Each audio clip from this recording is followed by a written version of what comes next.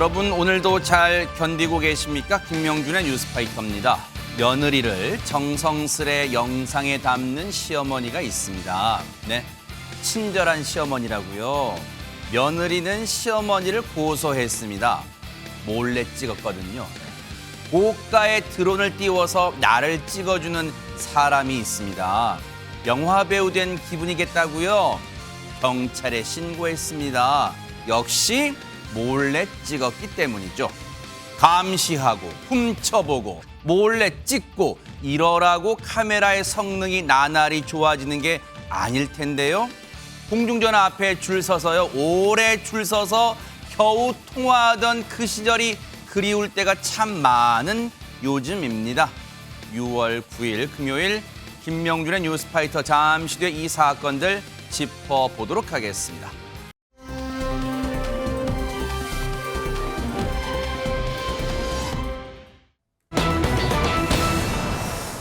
장해찬, 김남국, 여러분 아실지 모르겠지만 이 두 분 다 뉴스파이터 패널분들 이 출신들인데 아니 하실 말씀 있으면 뉴스파이터 나와서 하시지 뭘 또 대결을 벌이신다고 그래요, 창민 변호사님. 그러게 말입니다. 김남국 무소속 의원은요, 김성원 국민의힘 의원과 함께 장해찬 청년 최고위원을 허위사실 적시에 의한 명예훼손으로 고소했다라고 밝혔습니다.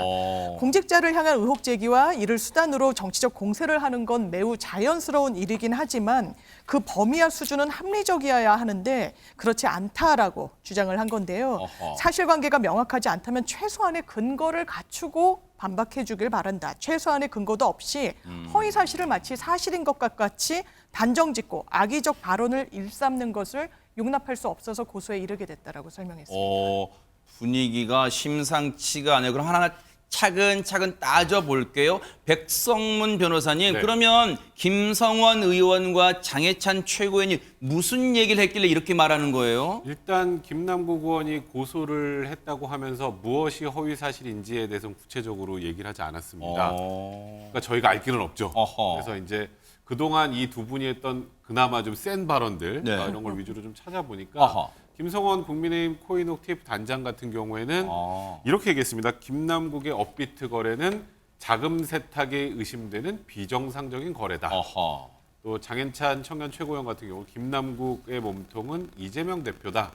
지금 이런 얘기를 한 건데 일각에서는 김남국 의원이 이 소위 말하는 거래 내역 같은 것을 정확하게 대중들이나 정치권에 공개를 하지 않으면서 이런 고소라는 것은 좀 지나치다라는 의견도 있는 반면에 또 네. 일단 아무것도 확인되지 않은 상황에서 무조건적으로 정치 공세를 펼치는 것도 문제다. 이런 두 의견이 팽팽한 상황입니다. 김남국 의원이 이제 고소를 하겠다 이런 사실이 이제 뉴스를 통해서 알려지니까 그동안에 뭐 여야 할 것 없이 이른바 모두까기 행보를 해왔던 진중권 전 교수가 이런 얘기를 했습니다. 한번 들어보시고 이어가 보도록 하겠습니다. 이제 김남국 의원의 이 고소는 어떻게 판단하시고? 가지가지 한다는 생각이 들었어요. 그걸로 코멘트하겠습니다. 가지가지 한다. 그거 하기 전에 그냥 해명이나 했으면 좋겠어요. 해명도 안 해놓고 뭔 얘기를 하는지 모르겠어요. 윤리위는 윤리위 문제고 대국민 해명을 해야 하잖아요. 의혹이 제기가 됐으면 국민 앞에 책임을 져야지. 네, 그냥 한마디로 정리를 했네요. 가지가지 한다. 뭐 하는데 안진영 기자님, 그러면 이 고소에 대해서 당사자인 두 사람 중에 뭐 장해찬 최고위원이 뭐 입장을 냈다 이런 얘기도 들려요. 네, 어제 고소 소식이 전해지자마자 마치 기다렸다는 듯이 여러 차례 입장을 냈습니다. 일단 국회의원이 이해 충돌과 부정부패 의혹으로 국민적 공분을 샀음에도 불구하고 네. 법적 조치를 대응하는 것은 부끄러움을 모르는 행위라고 꼬집었고요. 이태원 참사 질의나 장관 청문회 도중에 코인을 거래한 것처럼 혹시 고소장을 작성하는 중에도 코인 거래 안 했는지 궁금하다. 상임위와 본회의는 나오지 못하고 문호동 세비를 받으면서 고소장을 작성한 시간은 있었는가라고 되물었고요. 네. 오늘도 글을 올렸습니다. 오늘 주된 내용은 토론으로 시시비비를 가리자는 거였는데 네. 그렇게 억울하면 당당하게 토론해서 국민들의 판단을 구하자. 주말 동안 김남국 의원의 답변을 기다리겠다. 고소할 정신은 있으면서 토론을 회피하는 비겁한 모습을 보이지는 않겠지. 남자답게 토론하자고 제의했습니다. 야, 이제 장해찬 청년 최고위원도 그냥 물러서지 않아요. 우리가 보통 일반적으로 누가 당신 고소할까 그러면 상당히 위축되기 마련이잖아요. 근데 지금 장해찬 최고위원 물러서지 않아요. 심지어 오늘 MBN의 아침엔 매일경제에 출연했어요. 공교롭게도. 거기서도 자신의 1대1 맞짱 토론 제안을 받아들이지 않으면 추가적으로 이런 조치에 나서겠다. 이런 얘기했어요. 한번 들어보시고 이어가 보도록 하겠습니다. 그래서 제가 오늘 아침에 1대1 공개 토론을 제안했습니다. 그렇게 억울하면 네. 저랑 네. 언제 어디서든 뭐 김남국 의원이 좋아하는 열린공감TV나 더 탐사에도 제가 갈 테니까 네. 1대1 공개 토론 하자. 뭐가 그렇게 억울하고 네. 제가 제기했던 의혹들이 뭐가 사실이 아닌지 한번 국민 앞에서 밝혀보자라고 제안을 했는데 네. 주말 동안 기다려보고 김남국 의원이 응답하지 않으면 네. 제가 무고죄로 법적 대응을 할 겁니다. 김남국 의원의 입장에 결정적인 게 빠져 있어요. 뭐가요? 대체 뭐가 허위인지를 한 번도 언급하지 않아요. 어떤 내용으로 고소를 했는지 몰라요. 알 수가 없어요. 들으신 것처럼 지금 강대강대기 이게 살짝 위축될 법도 한데 내 제안 안 받으면 더 세게 나갈 거야 지금 이러고 있습니다. 진짜 전현 평론가님 혹시 김남국 의원이 받아들일 가능성이 있어요 없습니까? 저는 받아들일 가능성 전혀 없다고 봅니다. 네. 왜냐하면 사실 김남국 의원에 대한 여론이 이렇게 좋지 않은 상황이고 만약에 토론을 한다고 하면 법적인 부분을 떠나서 정치적으로나 도덕적으로 비판받은 부분에 대한 질문이 나올 수도 있는데 거기에 대해서 김남국 의원이 자칫 말을 잘못하면 더 큰 비판을 부를 수가 있습니다. 지금은 그 토론에 응하지 않을 거라고 보고요. 다만 왜 이렇게 고소전까지 가게 됐을까 생각을 해보면 네.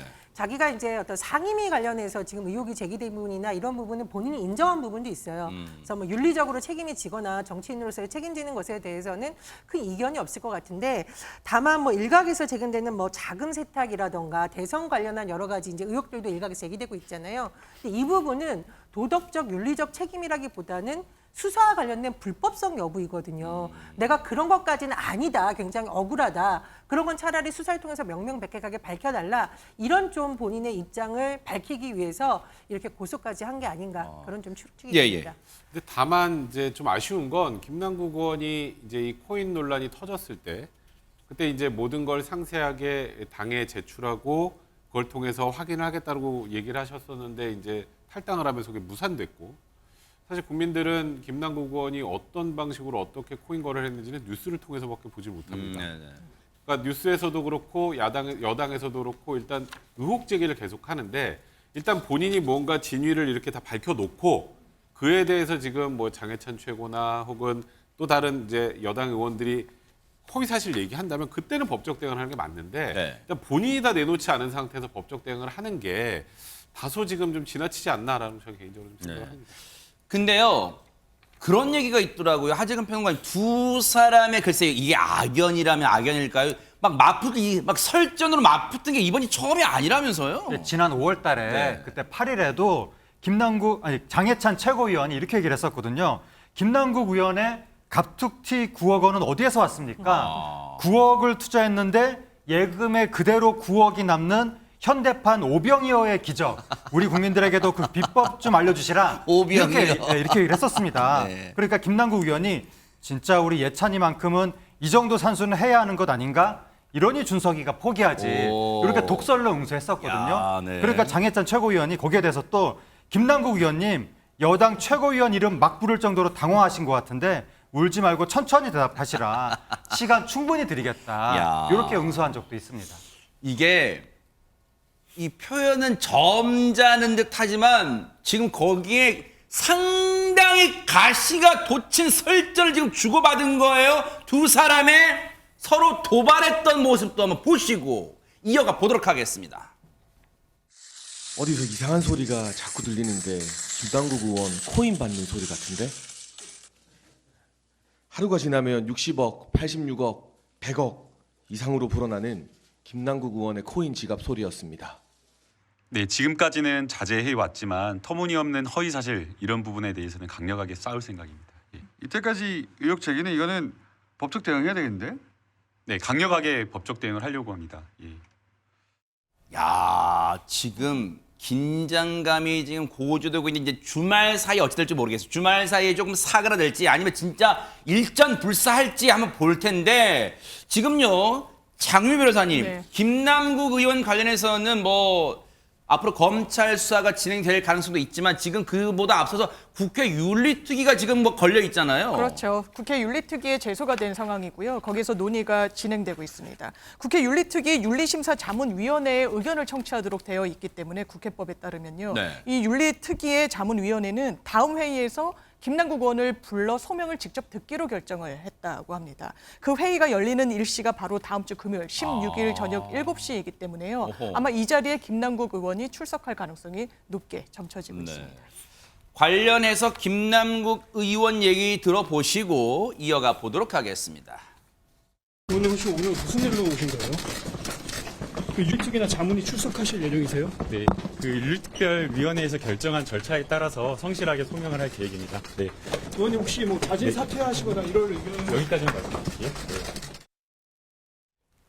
백성문 변호사님, 다음 딱 일주일 남았어요. 16일 날 윤리특위 자문위 회의가 열리는데 여기에 반드시 출석할 의무가 있는 건지, 그리고 만약에 안 나오면 혹시 불리한지 혹시 그런 거 있어요? 당연히 안 나가면 불리하겠죠. 본인에 대한 소명이 제대로 되지 않는 상황이니까. 그리고 김남국 의원은 지금 장해찬 최고나 김성원 의원을 고소할 정도로 본인은 지금 일단 법적으로는 떳떳하다는 입장이기 때문에 그에 대해서 정확하게 본인이 소명을 하기 위해서, 제 개인적인 생각입니다만, 그동안에 다소 뭐 잠적했다 뭐 이런 얘기가 들렸던 것도 아마도 본인이 법적인 문제가 있는지 없는지에 대해서 본인이 전부 다 이제 그런 기사 났었잖아요. 뭐 거래 내역 같은 걸 뭐 받아왔다는 그렇죠. 내용을. 네네. 그런 것들 통해서 본인이 좀 준비를 한 것 같고 네.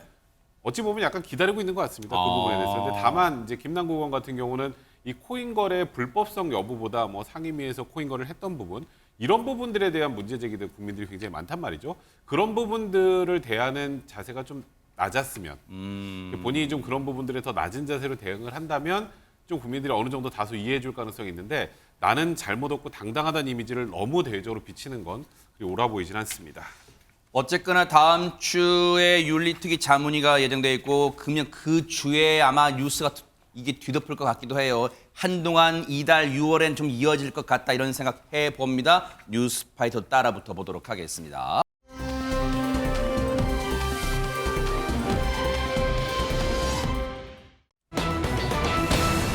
분위기 바꿔봅니다. 목발 짚은 회장님의 호소. 아니, 제목만 봐도 뭔가 절절한 사연이 막 느껴집니다. 안진영 기자님. 네, 다름 아닌 최태원 SK그룹 겸 대한상공회의소 회장의 이야기입니다. 아, 그래요? 최 회장은 평소에도 SNS를 통해서 대중과 소통하는 것으로 유명한데 네. 오늘 어제 사이에 SNS 들어가신 분들은요 깜짝 놀랐을 겁니다. 왜요? 왜냐하면 지금 보여드릴 바로 이 사진 때문이죠.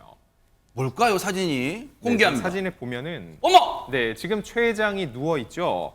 최태원 회장이에요? 네, 맞습니다. 병원 침대에 누워 왼쪽 발에 깁스를 한 상태입니다. 어머머. 그리고 이런 글을 SNS에 함께 썼어요. 사뿐하게 서브하고 육중하게 착지하는 순간 왼쪽 종아리에 엄청난 통증이 왔다. 이게 무슨 얘기냐면 네. 최 회장은 평소에도 테니스 광으로 유명합니다. 아, 그래요? 테니스를 치다가 아킬레스건이 파열된 건데 아무래도 모처럼 테니스를 하겠다고 했는데 몸이 너무 굳어 있었던 것 같다고 얘기를 했습니다. 어머. 그런데 이 최 회장의 부상 소식이 더욱더 주목을 받은 이유가 있는데요. 왜요? 바로 오늘이 6년 만에 부산에서 한일 상의 회장단 회의가 열린 날이기 때문이죠. 최 회장이 여기에 참석을 해야 되는데 지금 몸 상태가 심상치 않기 때문에 과연 어떻게 참석할 수 있을지 또 관심이 쏠린 겁니다. 아니, 깁스를 저 정도로 퉁퉁 감았으면, 그리고 아킬레스건 파열이면 여차하면 수술해도 해야 한 상황이면 부산까지 갈 수 있었을까요? 영상 만나보시고 이어가 보도록 하겠습니다.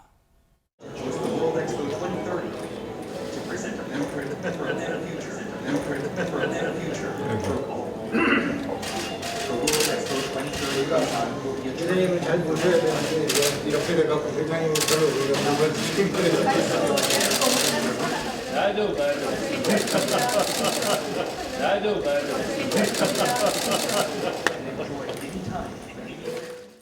대박 사건.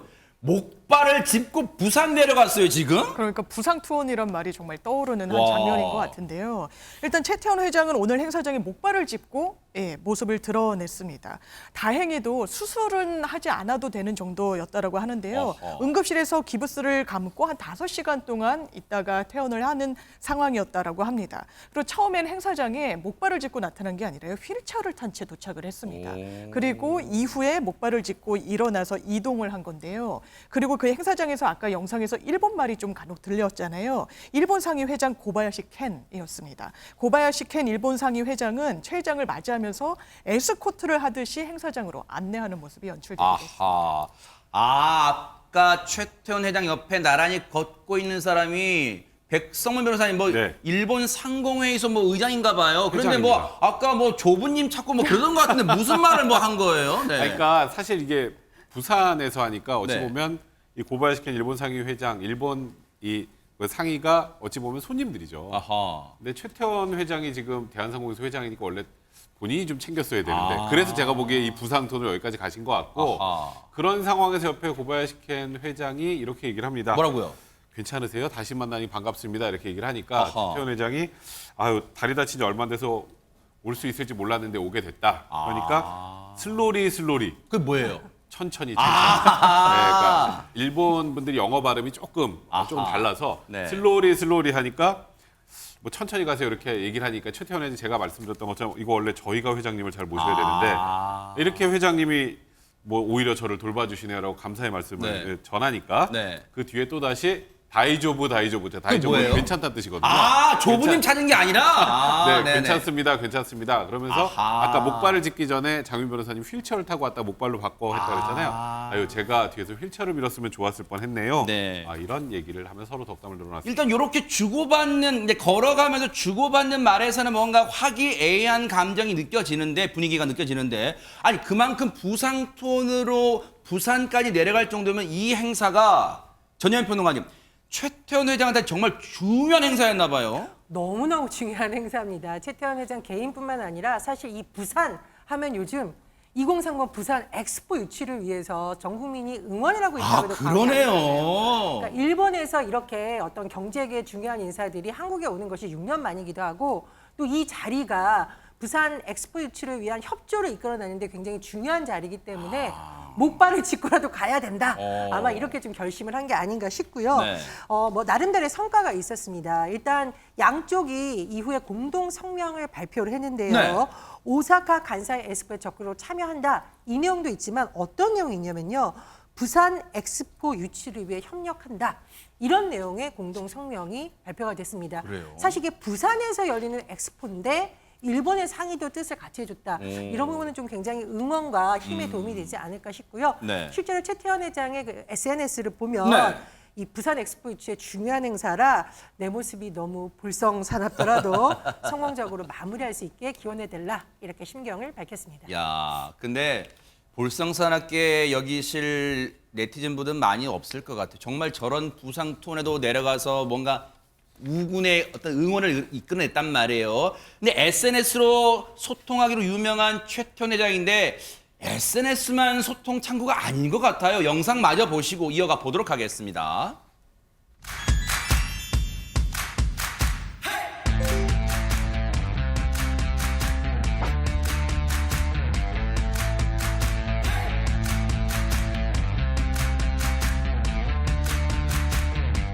못 맞췄죠? 못 맞춰요? 아까 얼굴이 최태원 회장하고 똑같이 생겼죠? 그런 얘기 많이 들어요. 재치 있게 넘겼습니다, 하재근 평론가님. 지금 저 할머니께서 이렇게 이름까지 언급하면서 최태원 회장하고 비슷하다고. 그러니까 어디서 많이 봤는데 막 그런 거잖아요. 이렇게 지금. 이야기한 것도 상당히 놀라운데 저도 그러니까 이제 최태원 회장을 미디어를 통해서 많이 봤지만 실제로 본 적은 없잖아요. 저도 갑자기 저분이 저렇게 정장도 안 입고 셔츠 차림으로 눈앞에 일반 시내 거리에서 나타나면 잘 못 알아볼 것 같거든요. 그렇죠. 그냥 비슷하게 생겼다 그럴 거예요. 그런데 저 할머니가 바로 이름까지 언급하는 거 보니까 굉장히 친숙하게 인지하고 있는 것 같고 그럴 정도로 최태원 회장이 국민들한테 저렇게 이미지가 각인될 정도로 굉장히 유명한 경제인인 것 같습니다.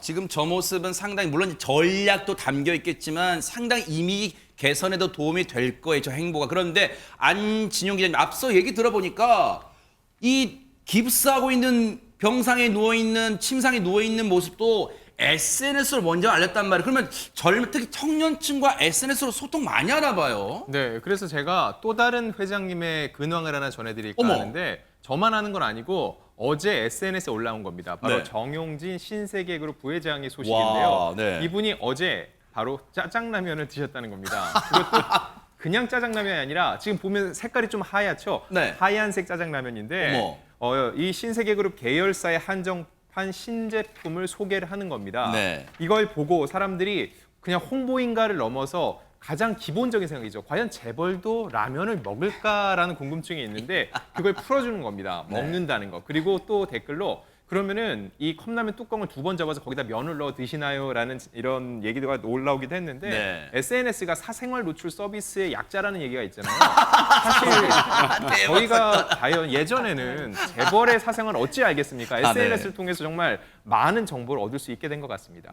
진짜 친숙해지는 데는 SNS가 정말 특효약인 것 같아요. 왜냐하면 실제로 우리가 예전에는 재벌하면 거리감이라는 단어가 먼저 떠올랐는데 진짜 친숙하게 다가와요. 근데 앞서 최태원 회장 보니까 부산에 그 엑스포 유치하러 막 시내 다녀도 어디서 많이 봤는데 최태원 회장하고 닮았어. 막 이런 반응인데 과연 정용진 회장 다니면 알아볼까요? 영상 만나보시고 이어가 보도록 하겠습니다.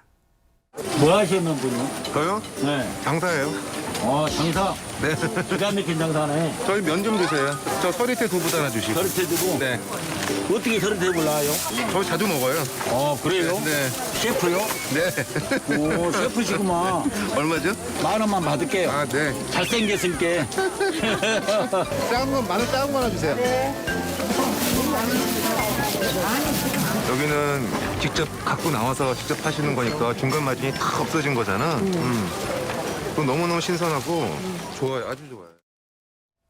지금 저 시장의 상인분들은 정용진 회장 못 알아본 것 같기도 하네요. 못 알아본 거죠. 왜냐하면 네. 마스크를 쓰고 있으니까 네. 뭐 알 수가 없는데 정영진 부회장이 저 장사하는 사람이라고 저 시장 상인분하고 피자 장사하는 사람끼리 뭐 네. 비슷한 입장으로 이제 거래를 한 건데 네. 그 시장에서 상인분이 졸지에 재벌에 납품하는 네, 그런 업체가 됐습니다. 그러니까 저런 식의 재벌의 모습이 과거에 네. 뭐 앵커분께도 잠깐 아까 말씀하셨지만 과거에는 우리나라 재벌이 정말 구중궁궐에 있는 굉장히 신비한 존재, 그렇죠. 일반인은 잘 모르는 거리가 굉장히 먼 존재 그렇게만 알고 있었는데 요즘에 재벌 2세, 3세 경영인들이 완전히 새로운 모습을 보여주면서 저렇게 자기 자신을 노출하는 사생활 노출 서비스도 이용하면서 SNS를 이렇게 사적인 부분도 공개하고 이렇게 친숙한 모습을 보여주는 게 연예계에서도 요즘에 신비주의의 시대가 끝났거든요. 스타들도 더 많이 공개하거든요. 그러니까 재벌 오너들도 저런 모습들을 통해서 MZ세대한테 더 많이 친밀하게 다가가는 것 같습니다. 그러니까요. 앞으로도 이런 게 일회성에 그치지 않고 이렇게 뭔가 소탈한 행보, 친숙한 행보 이어지길 또 기대해 보도록 하겠습니다.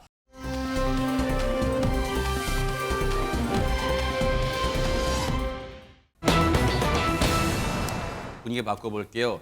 세상에요. 이제는 자기 집에서도 제대로 편하게 있지 못하는 시대가 온 건가요? 전예현 평론가님. 그렇습니다. 이게 고층 아파트에 사시는 분들 여름에 맘 놓고 창문 열어놓고 베란다 문 많이 열어놓으시잖아요. 네. 그런데 이런 소식 들으면 좀 불안할 수도 있겠다는 생각이 왜요? 듭니다. 지난 4일 어떤 일이 있었냐면 네. 고층 아파트에 사는 여성이 창밖을 내다보다가 기절초풍. 왜냐? 네. 무언가가 창밖에서 자기를 찍고 있다는 느낌을 받은 겁니다. 고층 아파트라면서요? 얼마나 소름이 끼쳤겠습니까? 어머. 도대체 이게 어떻게 가능하냐? 네. 바로 경찰에 신고했다라는 건데요. 다음 상황 영상으로 보시겠습니다. 뭘까요? 네.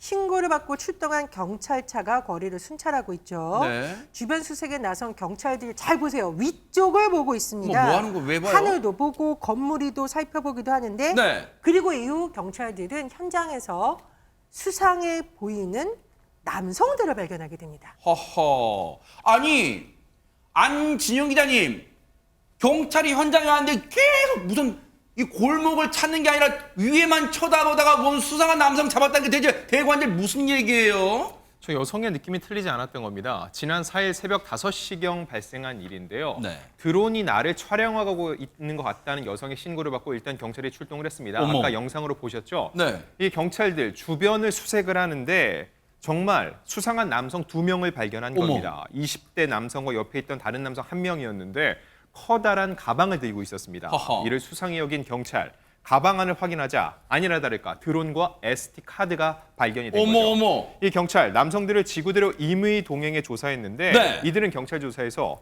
주변 풍경을 촬영하려고 드론을 날렸다라고 했죠. 근데 제가 맨 처음에 새벽 5시라고 말씀드렸죠. 그랬죠. 뭔가 석연치 않죠. 하하. 그래서 해당 드론을 조사해보니 여성의 나체 영상이 발견됐습니다. 대박 사건. 백성문 변호사님, 네. 주변 풍경을 촬영하다가 여성의 그 은밀한 신체가 찍힌 확률이 얼마나 됩니까? 0%요. 하하. 왜냐하면 주변 풍경을 찍을 때 왜 아파트 그 24층 높이로 올립니까? 그러네요. 주변에 뭐 산으로 보내든지, 맞아요. 뭐 강으로 보내든지, 아하. 그럼 그게 풍경이에요. 아하. 아파트 집 안은 그걸 풍경이라고 합니까? 우리가? 그러니까요. 그러니까 제가 보기엔 일단 이 남성의 얘기는 거의 거짓 확률이 매우 높고요. 네. 일단 뭐 나체 영상, 나체 사진이 찍힌 걸 확인했기 때문에 경찰서로 연행을 했고, 세상에. 이 남성은 보니까 100m 정도 떨어진 24층 건물에 드론을 날려서 여성의 신체를 촬영한 것으로 좀 확인됐습니다. 일단 다만 해야 될 건 저게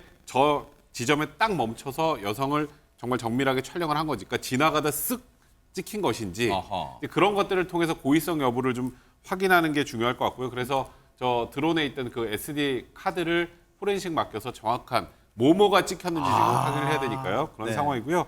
일단 이 남성을 경찰은 풀어주긴 했는데 새벽 시간에 드론을 띄워서 아파트 고층에 있는 누군가를 찍었을 가능성이 매우 높은 그런 소동이기 때문에 입주민들은 굉장히 불안해하고 있는 상황입니다.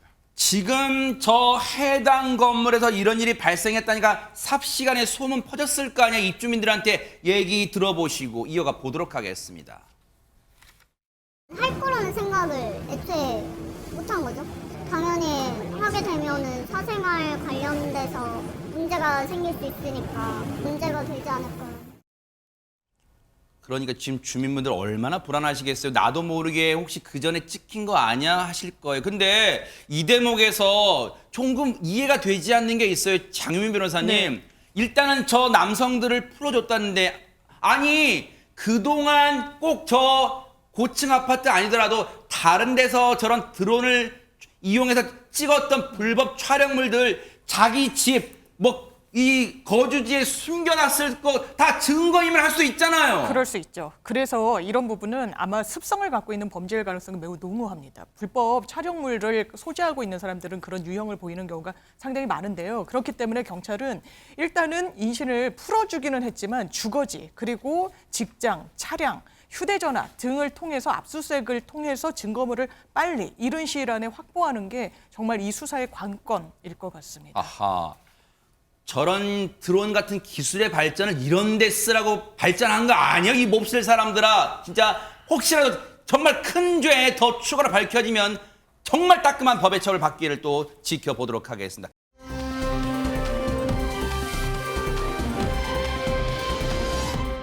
그런가 하면 세상에 이번에는 집에서 누군가 몰래 나를 찍고 있다. 얼마나 소름 끼칠 거예요. 전혜연 평론가님. 예, 한 여성이 오빠군이 안에서 홈캠을 발견했습니다. 홈캠이라는 것은 쉽게 말하면 가정용 CCTV라고 생각을 하면 되겠죠. 네. 그런데 이 홈캠을 통해서 누군가 본인을 찍고 있고 어머? 더 소름 끼치는 것은 어플을 사용해서 실시간으로 생방송 보듯이 영상을 보고 있었다는 겁니다. 어머. 더 놀라운 것은요. 네. 이 홈캠을 설치한 것은 바로 이 여성의 시어머니였다고 합니다. 이게 무슨 또 기가 막혀 코가 막힐 일을 백성문 변호사님 시어머니가 왜 무슨 이유로 며느리에 대해서 옷바구니에 홈캠 설치 찍고 있어요? 일단 며느리의 주장은 네. 시어머니가 나하고 남편의 대화를 엿들으려고 나를 감시하려고 한 것 같다 이렇게 주장을 하고 검찰도 역시 그 얘기가 맞다고 판단해서 이제 그 혐의로 이제 기소를 하게 된 건데 네. 일단 시어머니 행동이 수상하긴 했습니다. 지금 말씀하셨던 것처럼 지난해 6월 20일부터 24일까지 제주시 한 주택에서 네. 가족들 몰래 서재 옷바구니 안에 홈캠을 넣어둔 건데 홈캠을 보통 어떨 때 많이 쓰냐면요. 네. 반려동물 키우시는 분들이 우리 애 잘 있나? 그렇죠. 그런 것 때문에 이제 보통 많이 해놓고 뭐 집안 보안 때문에 이렇게 설치해놓은 경우도 예, 예. 있는데 그거는 누가 하는 건가요? 그냥 자기가 본인 이 가족 중에 그냥 내가 모든 사람들이 알게 하는 건데 이거는 모르게 설치를 했기 때문에 네. 문제가 된 겁니다. 자, 이런 상황에 얼마나 소름 끼치고 경악했을까요, 며느리 입장. 근데 혹시라도 방송 보시는 분들 중에요, 장윤미 변호사님. 네.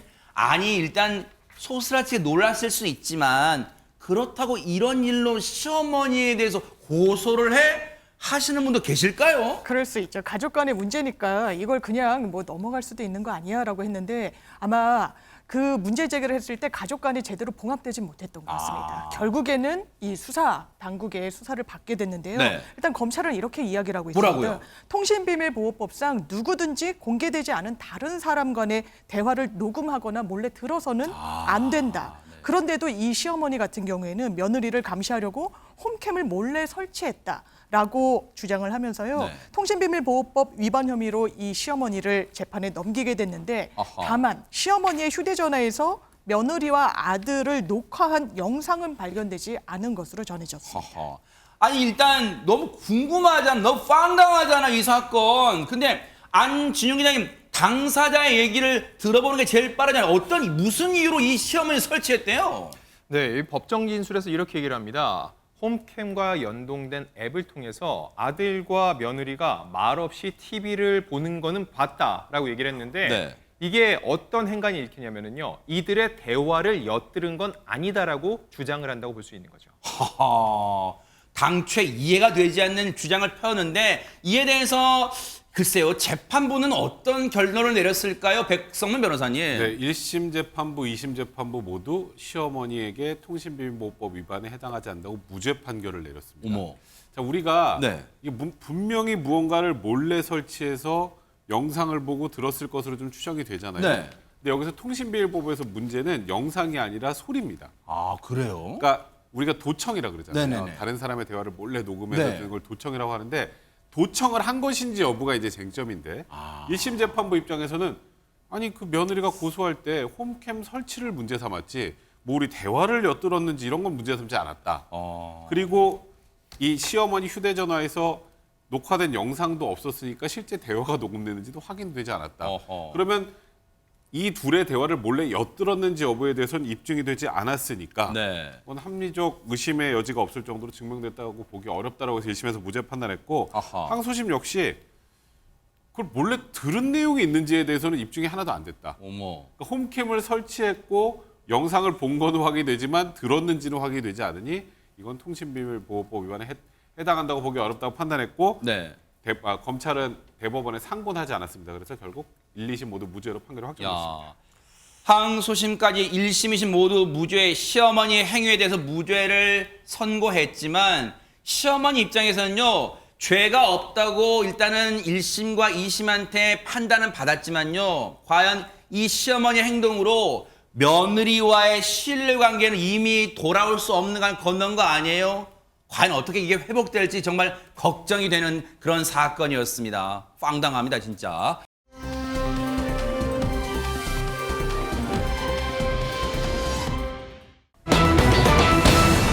김치에 표시를 해요? 아니, 먹을 김치도 없는데 김치에 왜 표시를 해요? 백성문 변호사님. 네, 한 남성이 식당에 들어와서요. 네. 김치랑 어묵을 뭐 막 먹지는 않고 어머? 요 끝 부분을 이렇게 살짝 젓가락으로 잘라가지고 어허. 표시를 해놓습니다. 뭐 행위예술이에요, 뭐예요? 그리고 나서 계산하고 나가요. 어머. 그리고 좀 이따 다시 들어옵니다. 어머. 그리고 또 테이블 위에 이제 뭐 누가 앉으면 새로 또 반찬이 나오잖아요. 그렇죠, 그렇죠. 그 반찬을 확인하고 다음과 같은 행동을 합니다. 어허. 자, 영상을 통해서 아, 만나보겠습니다. 영상이 있어요, 네. 지금 나가는 겁니다. 나가는 거요? 네. 맞습니까? 네. 선생님 폭탄 왜 때리시겠습니까? 아니요. 제가 뗀 겁니다. 아까 밥 먹으면서. 어떻게 하는가 보기 위해서 제가 떼난 겁니다. 음식을 먹으면서 배추김치라든지 어묵볶음 같은 경우에 젓가락으로 표시를 해놓고 나중에 가서 보면 그 반찬이 그대로 세상에 그 손님이 김치와 어묵을 가지고 행위예술을 한 게 아니라 전혜연 평론가의 증거를 뭔가 여기다 남기려고 했군요, 세상에. 그렇죠. 이분 바로 경찰이었는데 만약 우리가 집에서 저렇게 어묵 찢어놓고 김치 찢으면 엄마한테 등장 맞습니다. 먹는 거하고 장난치지만 그렇잖아요. 그렇습니다. 네. 그러나 이제 이분은 어떤 문제가 있는 부분을 바로 잡기 위해서 이렇게 한 건데 한마디로 이게 먹던 반찬인지 아니면 처음 나온 반찬인지 구분하기 어려우니까 그렇죠. 그런 것을 확인하기 위해서 이제 표시를 해놨던 어머. 거죠. 그리고 이렇게 찢어놓았다던가 표시해놨던 반찬들이 다시 등장하니까 본격적으로 단속에 들어갔습니다. 아하. 그 모습도 영상으로 함께 또 보시겠습니다. 영상 있어요, 네. 이곳은 부산의 한 식당 주방인데요. 경찰분이 젓가락으로 반찬통을 뒤적뒤적거리고 있습니다. 네. 손님이 남기고 간 반찬을 버리지 않고 다시 모아서 반찬통에 넣고 있는지 그 여부를 확인하는 건데요. 어머 세상에. 근데 뭐 대충 보기만 해도 그리 위생적인 모습이 아닙니다. 그렇죠. 눈살 찌푸려져요. 그리고요, 문제는 뭐냐? 한 번 나갔던 반찬 저렇게 한 곳에 모았다가 재사용을 하는 것으로 드러났습니다. 확인된 거예요. 그렇게 재사용하는 걸로 대박 사건. 장윤미 변호사님. 네. 어디 음식하고 장난칠 게 없어서 세상에. 그렇죠. 특히 음식을 갖고 이렇게 먹던 음식을 내놓는 건 절대로 해서는 안 되는데 딱 걸린 거죠. 최근 손님이 먹고 남긴 음식을 재사용하는 등 이렇게 기초 위생을 제대로 지키지 않은 부산 음식점들 여러 곳이 적발이 됐습니다. 하하. 지난 8일 부산시 특별사법경찰관은요. 4월, 5월 두 달 동안 식품 적개국소 무려 225곳을 대상으로 불법행위 단속에 나섰습니다. 그 결과 단속에 적발된 위반 업소 모두 11곳이었는데요. 네. 이 중에 손님이 먹고 남은 음식을 재사용한 업소가 무려 8곳에 달했습니다. 이게 사람이 할 짓입니까? 손님이 먹고 남은 거 다시 모아놨다가 다른 손님한테 아무렇지도 않게 내요. 이게 사람이 할 짓이에요? 해당 식당 주인들은 뭐라고 할까요? 세상에 한번 들어보시고 이어가 보도록 하겠습니다. 김치찌개 하자고. 그렇지, 딴 거는 다 버리는데 김치찌개는 거리가 나가니까. 아유, 그렇지, 한국에는 뭐 떡도 안 되고 나오는 건 얼마나 많아. 하나가 무슨 뭐, 아이고. 지금 시청자분들 귀를 의심하실 거예요. 막 귀를 후비실 거예요.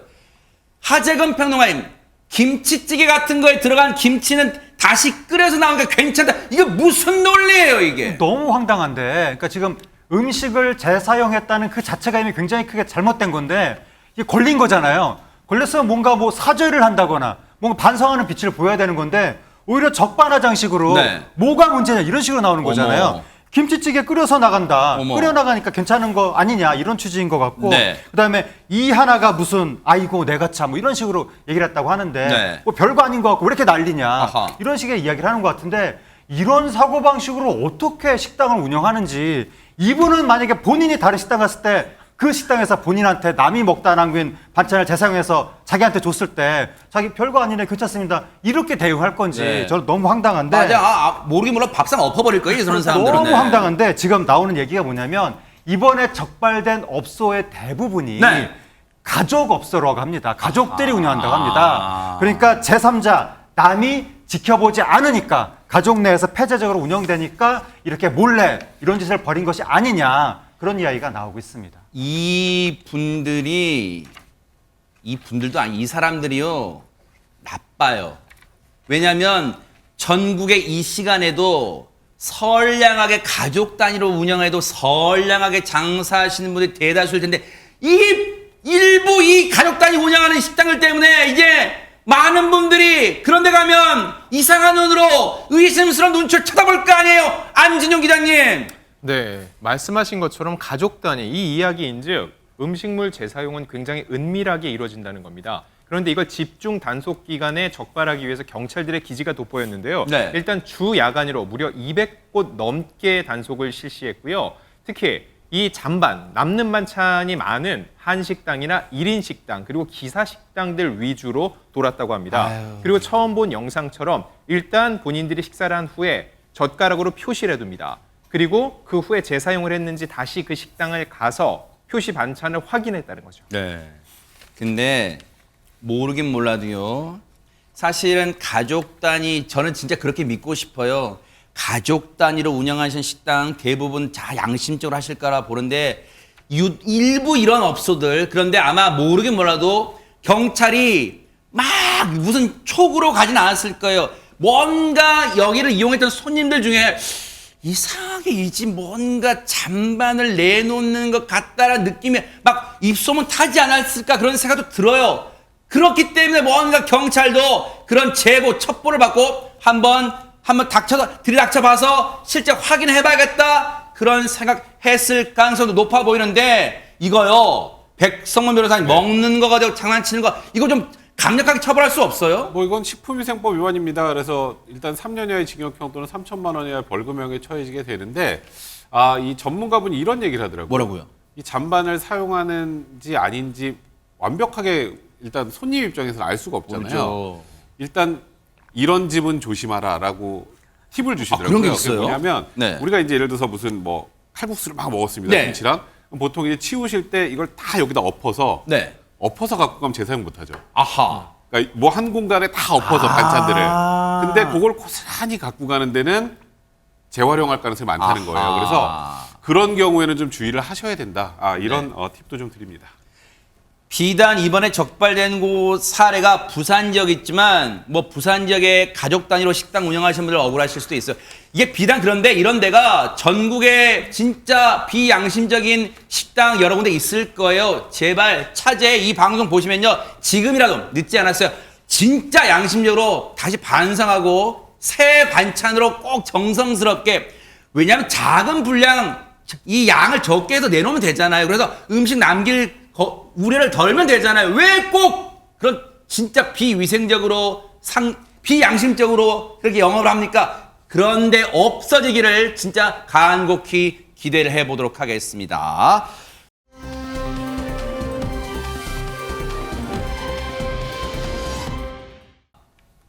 이 얘기는요. 먼저 판결이 있어요. 판결이 있는데 그 얘기 좀 들어보시고 이어가 볼게요. 전현 평론가 좀 설명 좀 부탁드릴게요. 예, 이 판결이 왜 황당하다 이런 얘기가 나오냐면요. 사건을 우리가 좀 이해를 해야 됩니다. 지난해 12월 대구에서 어떤 일이 있었느냐. 40대 여성이 길을 지나가다 보니까 학생들이 담배를 피는 모습을 보게 됐어요. 그래서 좀 이렇게 따끔하게 한마디 했는데 이런 상황은 사실 우리 주변에서도 많이 볼 수 있는데 그 다음에 일어난 상황이 너무나 충격적이었습니다.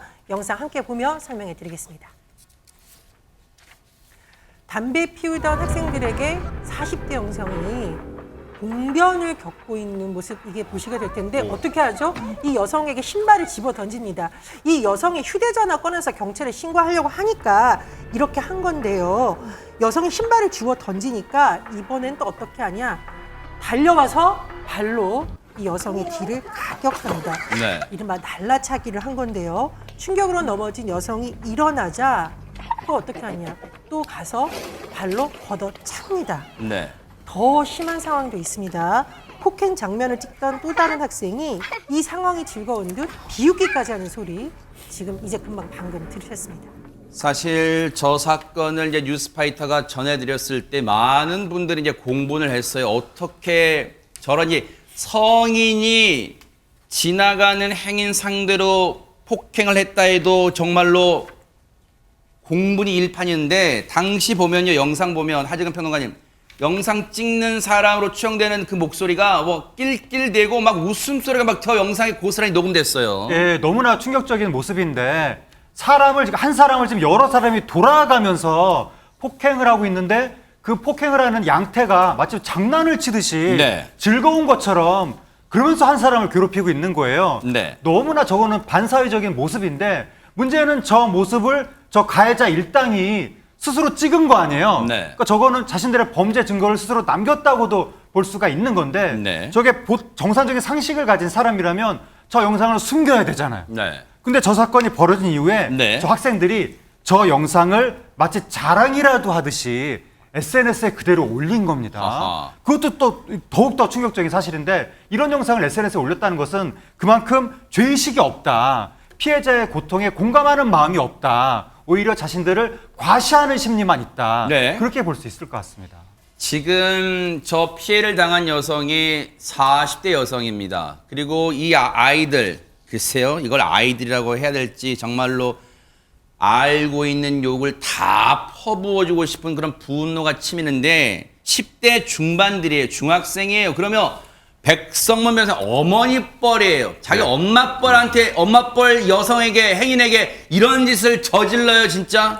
그러니까요. 이거는 뭐 사실 용서가 되지 않는 정도의 네. 그런 행동이고요. 저 조금 전에 말씀하셨지만 본인들이 했던 걸 영상으로 찍으면서 낄낄거리 웃는다는 건 본인들이 전혀 잘못하고 있다는 생각을 못 하고 있는 건 아니겠습니까? 네. 근데 일단은 이 지금 정말 그 나쁜 짓을 저질렀던 이 중학생 애들에게는 재판부에서 전부 집행유예를 선고를 했는데 집행유예 선고 딱 생각을 하면 아니 이 정도 범행을 했는데도 어려서 또 다 빼줬나? 이 생각하잖아요. 네. 일단 그건 아닌 것 같고 피해자와 합의를 했습니다. 피해자와 합의를 하면 이런 범죄에서는 피해자 합의가 되는 순간 형량은 저렇게 떨어질 수밖에 없는데 제가 하나 꼭 말씀드리고 싶은 건 네. 피해자에게 합의금을 누가 줬을까요? 자기들이 벌어줬나요? 아하. 또 결국 본인들 부모님들이 나서서 피해자에게 용서 구하고 합의를 했단 말이죠. 네. 이거는 정말 저 아이들의 부모님들이 네. 그냥 어떻게든 내 아이 저 감옥 안 가게 합의해주고 우야무야 넘어갈 것이 아니라 정말 땅끄마기 내서 저런 행동 더 이상 못하게 해야 될 것 같습니다. 저거는요, 물론 자식이 큰 처벌 받는 걸 두려워하고 그러지 않게 하려고 합의를 해줬겠죠. 부모라는 사람들이. 그런데 그거는요, 어쩔 수 없다 쳐요. 그 합의금 주는 건. 그런데 자식 망치는 길입니다. 자식을 저 합의한 이후에 그러면 집에서 그냥 뭐 혼꾸녕을 냈을까요? 다시는 뭐 그렇게 하지만 뭐 말로 했겠죠. 정말 자식을 사랑한다면요. 그 영어 속담에 그런 게 있어요. 매를 아끼면 자식을 망친다는 말이 있습니다. 반드시 이번 일로 깨닫고 다시는 저런 일 벌이지 않도록 새로 거듭나게 태어나기를 좀 기대를 해보도록 하겠습니다. 분노가 치밀하네요, 진짜.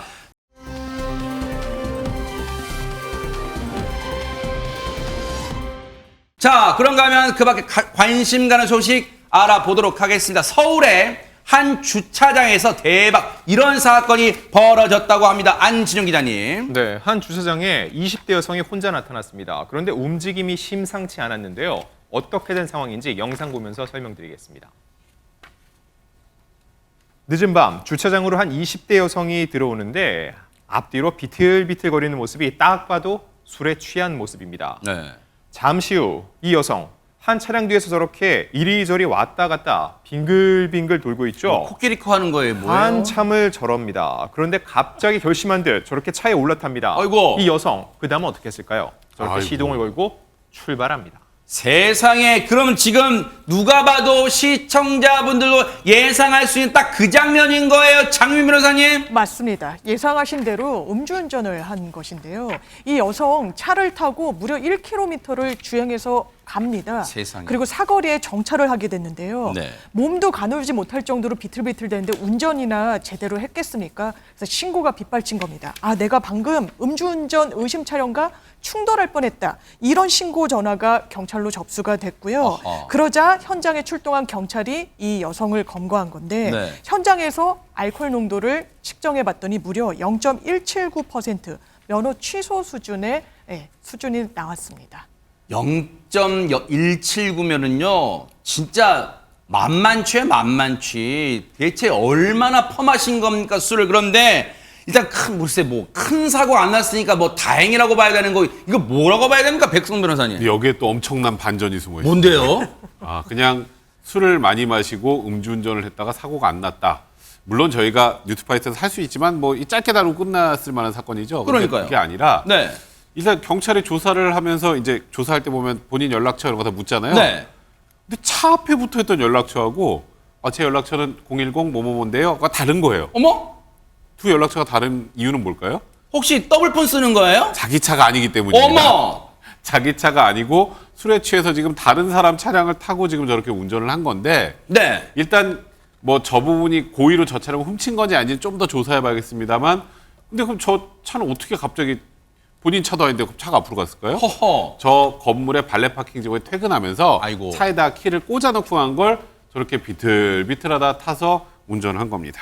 아니, 장윤미 변호사님, 그러면 앞서 영상에 빙글빙글 도는 게 내가 이 차를 탈까요 말까요 뭐 좀 고민하는 거예요. 지금 어떻게 지금 이게 그러면 저 상황에서는 차량 절도로 그럼 해당이 안 되는 거예요? 어떻습니까? 일단 경찰은 절도 혐의까지 더해서 음주운전 플러스 절도까지 이제 현행범 체포해서 들여다보고는 있는데요. 네. 절도 혐의가 유죄가 되려면 고의성이 있어야 됩니다. 그러니까 내가 이 차를 훔쳐야 되겠다. 내가 이 차가 내 차가 아닌 걸 알면서도 운행을 해야 되겠다라는 의도가 있어야 되는데 너무 취해서 남의 차를 실수로 탄 것인지 아니면 정말 훔칠 의도가 있었는지 여부를 경찰은 수사를 통해서 판단하겠다는 입장이고요. 네. 만약에 절도죄가 행사되지 않더라도 이 부분은 차량 불법 사용죄로 처벌을 받을 수가 있습니다. 근데 하재근 평론가님 진짜 그런 생각이 들어요. 지금 저 여성이 뭐 글쎄 이른바 혼술을 했는지는 모르겠지만 혼술을 했다 하면 그 업소, 그 식당에서라도 좀 말렸어야 되고 그리고 여러 사람과 같이 술을 마셨다면 대체 그 사람들은 뭐 합니까? 저 지경이 되도록 혼자 차를 타려고 가고 있는 사람을 진짜 안 말리고 택시는 안 잡아주고 택시를 잡아줘야 되는 거 아니에요, 진짜? 저 여성이 영상을 보면 네. 거의 몸을 제대로 못 가눌 정도까지 된 것 같은데 네. 말씀하신 것처럼 만약에 일행이 있었다면 저렇게 혼자 보내면 안 되는 좀 거거든요. 위험하잖아요. 이제 범죄 표적 될 수도 있고. 그리고 보통 이제 사람의 술버릇이라는 게 그전부터 좀 이렇게 이어지는 경향도 있어서 아하. 단정할 수는 없지만 네. 만약에 그전에도 술 먹고 술버릇으로 자기도 모르게 운전한 적이 있었다고 한다면 만약에 저 몸 비틀비틀 보세요. 몸도 못 가눠요. 그러면 더더욱이나 본인도 조심했어야 되고 일행이 있었다면 일행도 조심하고 끝까지 챙겼어야 되는 것인데 네. 일행이 만약에 있었다면 일행도 반성했어야 될 일이고 네. 저 당사자도 저런 일에 대해서 본인도 술 먹고 그전에 실수했을 가능성도 있거든요. 아하. 본인이 그 술을 많이 먹으면 안 된다는 걸 먼저 스스로 알고 절대로 조심했어야 되고 앞으로는 그렇죠. 더 많이 조심해야 됩니다. 근데 이 장면 보니까요. 백성문 변호사님, 지난해인가요? 그 가수 신혜성 씨도 음주 상태에서 모르는 사람 차 타고 갔다가 뭐 절도 혐의 걸리고 뭐 그때 뭐 고의성 여부 논란됐잖아요. 그때 그 사건은 어떻게 됐어요? 이번 사건하고 거의 판방이 같은 사건입니다. 지난해 10월 10일에 이제 강남구 음식점에서 이제 술을 만취한 상태에서 다른 사람 차를 지금 보시는 것 요 장면이네요. 네. 타고 집에 귀가하다 송파구 탄천 이교에 이제 어머, 술 어머. 많이 드신 분들이 네. 운전하다가 차 세우고 그 도로에서 잠드는 경우 있어요. 잠들어 있으니까 당연히 신고를 했겠죠. 사람들이 차가 안 가고 서 있으니까 교차로에. 네. 그래서 경찰들이 와서 음주 측정하는데 그거 거부했고 그래서 현행범으로 체포됐었는데 네. 일단 뭐 음주 측정 거부 이 부분은 뭐 빼도 박도 못하는 거고요. 이제 저게 과연 절도인가 아니면 자동차 불법 사용 죄인가? 그러니까 일단은 다른 사람 차라는 건 인식이 있었다는 거예요. 아하. 그것도 없었으면 아무 죄도 아닙니다. 그러니까 내 차인 줄 알고 딴 차 탔어요. 이건 아무 죄도 아니에요. 그게 아하. 사실이라면. 근데 다른 사람 차라는 인식이 있었지만 저 차를 타고 내 걸로 해야지라는 생각이 있었는지. 그러니까 자동차는 완전히 훔쳐오지 않고 내가 그냥 다른 사람 잠깐 사용하고 버리고 와도 죄를 만들어 놓은 게 바로 자동차 불법 사용죄입니다. 그래서 그 당시 신혜성 씨가 저 차를 훔칠 생각까지는 없었던 것으로 판단이 된다라고 해서 자동차 불법 사용 혐의가 적용이 됐고요. 그래서 신혜성 씨가 반성하고 있다는 점들을 고려해서 징역 6개월에 집행유예 1년을 선고했습니다. 아유 진짜 음주운전이란 네 글자가 언제쯤 사라질까요? 참 답답하기만 합니다.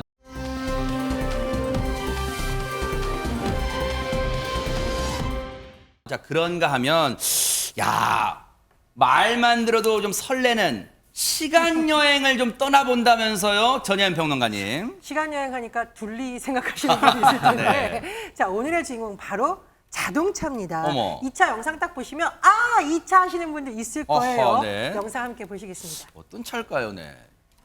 이 차를 딱 보고 나 어머. 안다 하는 분들 아마 많으실 것 대박 같습니다. 사건. 어머. 차체를 탁 보시면 이게 각이 살아 있어요. 우와. 그리고 전조등은 동글동글하고 사이드미러는 날렵합니다. 저 가게 종이가 잘릴 것 같아요, 지금. 그렇습니다.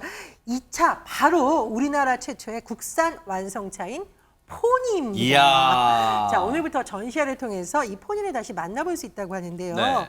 이뿐만이 아닙니다. 지금 봐도 디자인이 굉장히 세련됐다 이런 평가를 받고 있는 포니 쿠페도 복원돼서 어머, 와. 이 전시를 통해 공개됐다고 합니다. 대박 사건. 아니 요즘 하재근 평론가 요즘 그런 표현 하잖아. 레트로 감성 그런 거 하잖아요. 근데 아마 저 차들 지금 출시한다 해도 인기 끌 것 같은데요, 진짜. 과거에 정지영 회장이 정말 야심차게 우리 국산 자동차를 만들어야 되겠다라고 하면서 그 디자인을 이탈리아의 굉장히 유명한 디자이너한테 맡긴 거거든요. 그래요? 그래서 당시 기준으로도 굉장히 세련된 디자인이 나온 거고 특히 포니 쿠페 컨셉트 모델 방금 영상에 나왔던 그 컨셉트 모델인데 그 디자인 같은 경우에는 그 당시 기준으로도 매우 미래지향적이다. 이런 찬사를 받았었는데 어허. 저게 오일 쇼크가 나는 바람에 양산을 못한 거예요, 우리나라가. 원래 양산 직전이었었는데 네. 저 모델이 디자인이 워낙 잘 돼가지고 나중에 그 헐리우드에서 백투더퓨처 그 영화 만들었을 때 주인공이 타는 그 자동차로 저 디자인을 그대로 썼거든요. 어쩐지.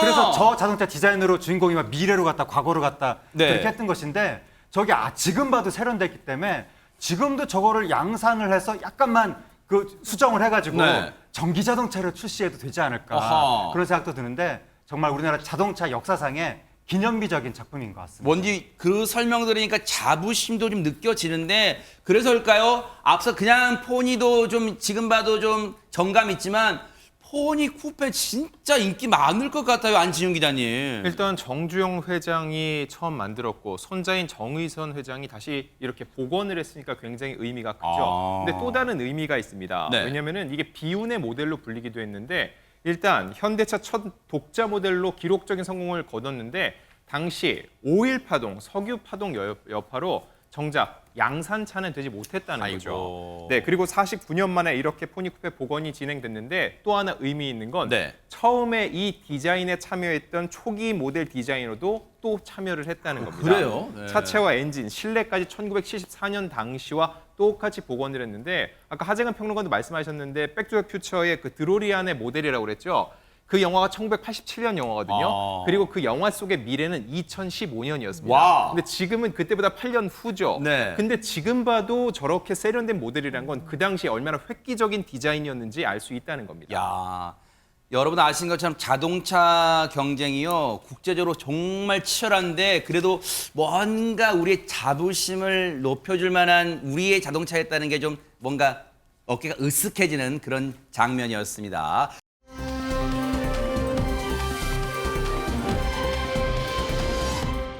자, 그런가 하면 야 이제 바다 건너 하와이로 한번 가면 이런 일이 있다면서요, 하재근 평론가님. 예, 지금 하와이에서 네. 무언가가 부글부글 끓고 있다고 합니다. 어머. 뭐가 끓고 있는지 영상으로 한번 만나보시죠. 허허, 네. 예, 지금 영상을 보시면 아이고. 화산 분화구에서 연기와 함께 시뻘건 용암이 콸콸 뿜어져 나옵니다. 와. 지난 7일 새벽에 번쩍이는 성광과 함께 킬라우에아 화산이 석 달 만에 다시 분화 활동을 시작한 것인데요. 네. 하와이 화산 관측소에 따르면 분화 바닥에서 15m 높이의 용암 기둥이 연이어 솟구쳤다고 밝히기도 했습니다. 물론 이제 주변에는 뭐 주택은 안 보이는 것 같겨 다행이긴 합니다만 어쨌든 저게 화산이 분화하면 현지 분들은 걱정이 이만저만 아닐 것 같은데 얘기 들어보시고 이어가 보도록 하겠습니다. The shakes were scary. I've never experienced an earthquake. I really woke up, but didn't expect that. Did not expect to see this. We do have a little concern, especially on the first day with the gases coming out, with the trade winds going down toward Pahala. You know, people with respiratory issues may have some issues. 장유미 변호사님, 시뻘건 용암 자체도 겁나지만 화산 가스가 또 진짜 겁나나 봐요, 지금. 그렇죠. 분출로 인한 직접적인 피해는 아직까지는 다행히 없다고 하지만 이런 화산재나 분출물로 인한 호흡기 질환도 신경을 써야 되는 상황인데요. 네. 하와이 섬의 킬라우에아 화산이 석 달 만에 다시 분화 활동을 시작한 겁니다. 아직 규모가 크지는 않지만요. 일단 만일의 사태에 대비해서 하와이 화산 관측소 측은 화산 분화 위험성을 평가해 경계 수준을 주의에서 경보로 높인 상황이고요. 아하. 항공 기상 코드 역시 황색에서 적색으로 네. 상승시켰습니다. 관측소는 화산 활동이 아직 분화구에서만 이루어지고 있어서 분화가 진행되면서 네. 위험성을 재평가할 예정이라고 아하. 밝혔습니다. 큰 피해 없기를 좀 기대를 해보겠습니다.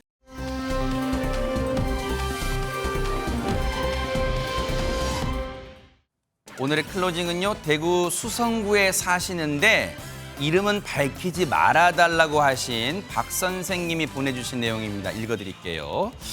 윤창호법, 민식이법이 있는데도 낯술 운전이 오히려 31%나 늘었다는 기사를 봤습니다. 부끄럽지만 저도 3년 전에 음주운전 사고를 낸 적이 있습니다. 비교적 가벼운 사고였지만 제가 한없이 부끄러웠고 그때부터 당장 차를 팔고 쭉 대중교통을 이용하고 있습니다. 음주운전 사고로 특히 아이들이 희생되는 일이 사라지기를 진심으로 바랍니다. 이렇게 보내주셨습니다. 네, 박 선생님의 그 바람 정말 이 땅의 모든 어른들이 가슴에 꼭 품고 살길 기대를 하겠습니다. 김명준의 뉴스파이터 여기서 마치겠습니다. 함께해 주신 여러분 고맙습니다. 보고 계십니까? 대박 사건. 네, 안녕하십니까? 김명준입니다. 여러분과 함께하는 뉴스파이터. 다양한 소식과 뉴스를 보고 싶으시면 화면 오른쪽을 꾹 눌러 구독해 주시길 바랍니다. TV로도 유튜브로도 여러분께 한 발 더 다가가겠습니다. MBN 뉴스와 뉴스파이터를 사랑해 주셔서 고맙습니다.